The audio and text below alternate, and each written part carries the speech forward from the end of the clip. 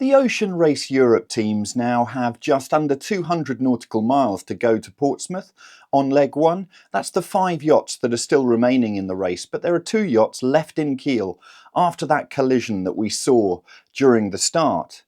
Now the question is, can those 2 boats rejoin the race? It is 17th of August that they will be setting off from Portsmouth, and so they have a very short time scale, first of all to do the repairs on the 2 yachts, and that's a big question as to whether they're going to be able to fix those. And then how do you get the yachts to Portsmouth in time for the start? It is a short time, and so they are going to be thinking through the logistics. And this is where the Kiel Canal could come in. So we're going to take a look at that option. We'll also take a look at where the fleet is and also who's in the lead. Looking at the aerial footage of the crash itself, it's pretty damning on Allagrande Mapei. And it's clear they just didn't see that Holcim PRB had broached ahead of them, and they just went piling straight in. It was actually the starboard outrigger that went through the side of Holcim PRB, and I find it remarkable that this outrigger didn't actually collapse, and so that Allagrande Mapei didn't lose their rig. When you see the faces of everybody on board, it is absolutely clear that nobody saw that they had the boat broaching just underneath them. And so it's 2 sails written off for Allagrande Mapei, but it could have been so much worse. That rig could have easily come down, and thankfully nobody was injured. But you can see on their faces, nobody was expecting it. There is a lot of damage to the side of Holcim PRB. It all depends on how much of a structural area that is. If it is just carbon work, we have seen that repairs can be affected very, very quickly nowadays with modern composites and epoxies. So we will see if that is going to be possible and whether they can get themselves on their way. And let's take a look as to whether the Kiel Canal is an option.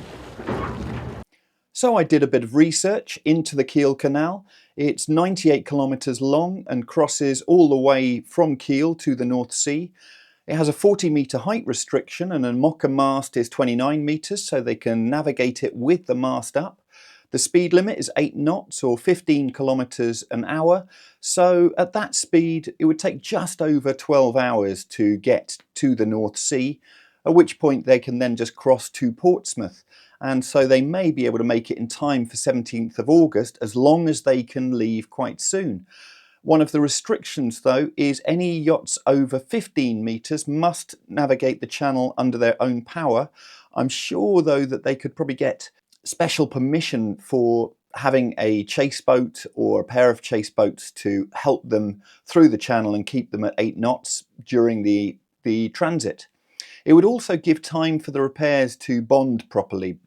They've got a lot of work to do, particularly on Holcim PRB, and so they're not going to want to be going upwind in the North Sea straight away with that. And it could just give them time enough to get that boat fixed and actually ready for racing.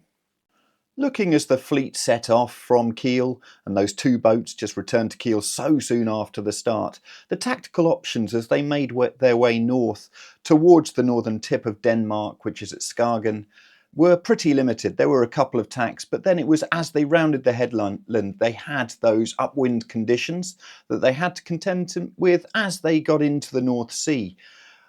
This was pretty much, the boat stayed in the same positions. You can see there Holcim PRB and Allagrande Mapei at the top of the leaderboard. It's clear that this tracker is just using as the crow flies distances. So Kiel was actually closer to Portsmouth than the 5 boats racing were at that time.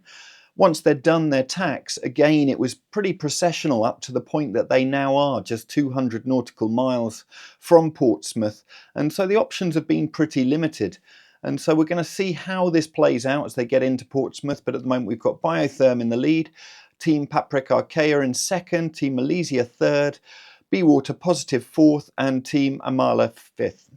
On the tracker, I haven't yet worked out how to replay things faster, and so on this video I had to screen record it and then play it at 4 times speed to get it so that I could show you this visualization of the teams. After the crash, it was clear both skippers and all of the sailors on board were pretty shaken up, and they were interviewed as they got back to Kiel, and we hear from Team Holcim PRB's Rosalind Kuiper and also from Allagrande Mapei Racing's Ambrogio Beccaria. Rosie, thanks for talking to me. First of all, crew, yourself, safe, all well? Yes, everyone is safe on board, it's the most important, and same on Mapei, so that's the most important here. Lots of emotions, I'm sure, so tell me, what's going through the mind right now? Different things. It's of course it's very disappointing what happened on the water. You don't want to come back after you start a race and after you do such a big preparation. So different minds I have, but what I know is that we have a very strong team. We're very pragmatic, and now we're gonna work hard, and our aim is to be on the starting line ASAP again. And tell me what you felt, what you saw, what you were aware of at the time of the crash. So we're gonna assess the situation with the entire team. It's difficult to tell you any details now. Well, I mean, if there's anyone that can overcome this, it's you, Rosie. So listen, hope you're back on the water soon. We aim to be back on the water soon, yeah. So we're gonna assess the situation with the entire team and work very hard. And we want to be back very soon in the race.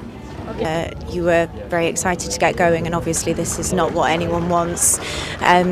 Could you just tell us what happened out there on the water?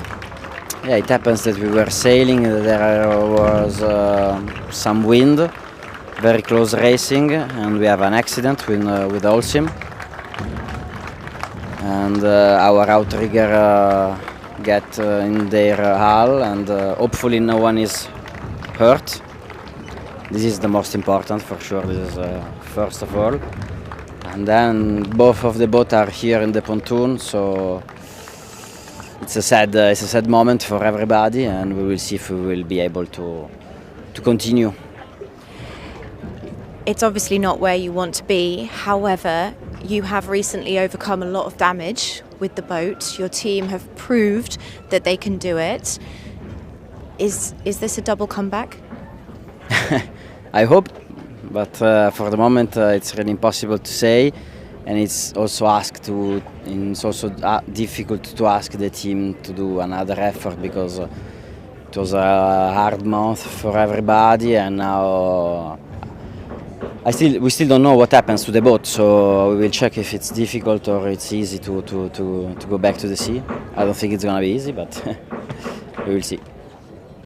Thank you for watching today. Please do comment as to whether you think the Kiel Canal is going to be an option for those two teams who are undertaking repairs, and see if it is actually a feasible plan. Please do also subscribe to our channel using the button down here, and we'll bring you all of the latest news from the Ocean Race Europe, as well as many other sailing events. And we have much more news on sailworld.com and yachtsandyachting.com.